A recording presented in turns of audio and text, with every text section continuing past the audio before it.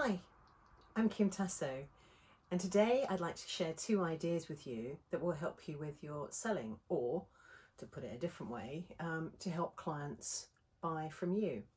But first of all, question, why don't we like the idea of selling? Well, to most people, selling conjures up ideas about unethical second-hand car dealers and superficial and pushy sales assistants. But this is because they understand selling and they're only seeing really bad selling. Selling isn't about pushing your products onto people, it's actually about helping people to buy. So I always say to people, telling isn't selling. Before we go on to the projection bit of selling, talking about how we might help and explaining our services, we need to do the empathy piece of selling, which is really learning about the client and what the client wants and needs and why. So the question mark here is really that really good selling uses a lot of questions to ask the client to understand them better. So reframe selling to be more detective. So I have here my detective magnifying glass, because again, if we think about selling as being a detective, then it becomes a little bit easier.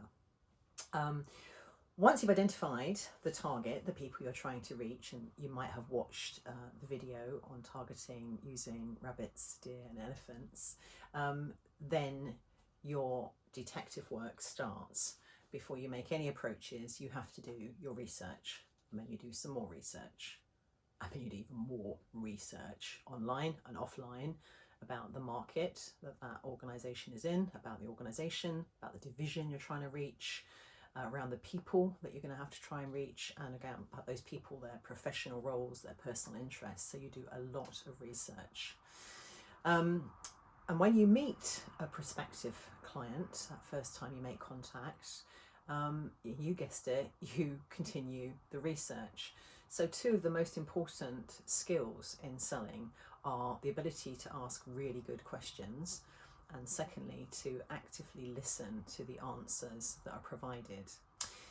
The other thing is, while you're doing this research and collecting information to hide, uncover needs and what problems are concerning the client, and doing a spy scale job on to find out what the client really wants, you're also demonstrating interest in that client and developing empathy. Because, you know, the more you find out about that client, the more you see things from their perspective and what might be of interest or not to them. But if you're used to being an expert and knowing all the answers, it can be really uncomfortable asking questions of your clients where you don't know what the answers might be. So that's a real skill, to hold that discomfort at bay and ask the question and listen. And most sales methodologies are based on the way in which we structure different types of questions to guide us through the exploration of where the client is, you know, facing problems or facing opportunities. So what is it? What are we detecting? Because if we can't find a need, then we can't do any marketing or selling.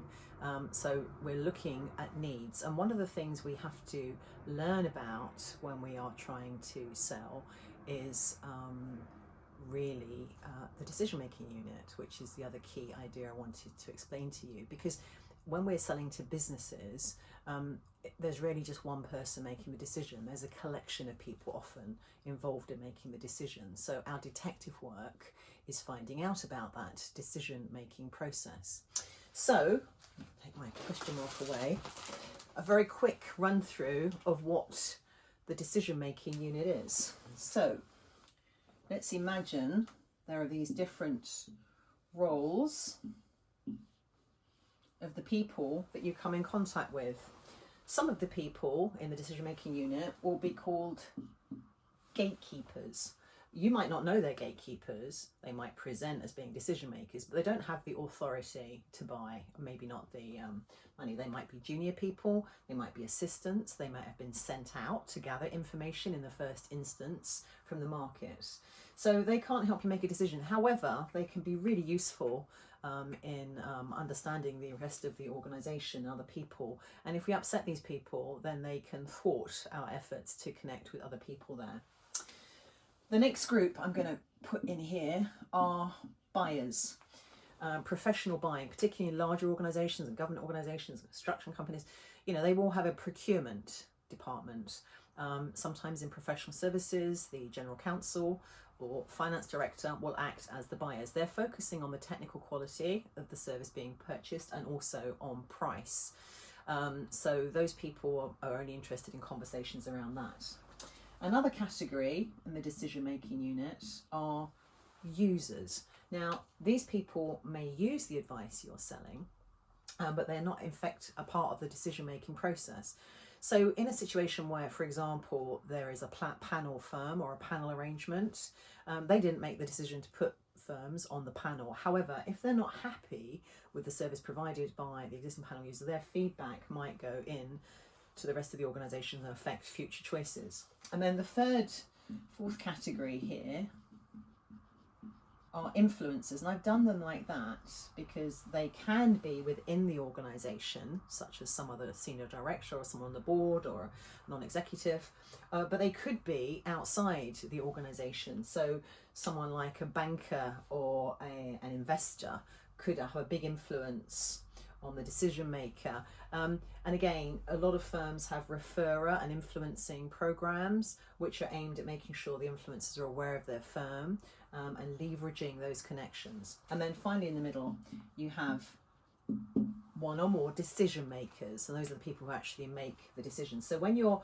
learning and doing your detective work, thinking about the different individuals you know and what is the role they're playing. And then there's another role that any of those could adopt. Any of them could either be sponsors, and those are people who like you and want to help you learn about the organisation and connect to other people.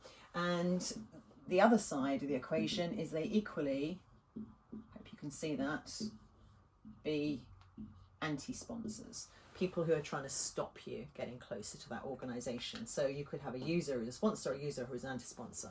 Anyway, that's the concept. So a lot of your detective work on research and asking questions is learning about the decision-making process. And sometimes the decision-making unit will be very different depending on what particular service people are buying. So you might have to know multiple decision-making units.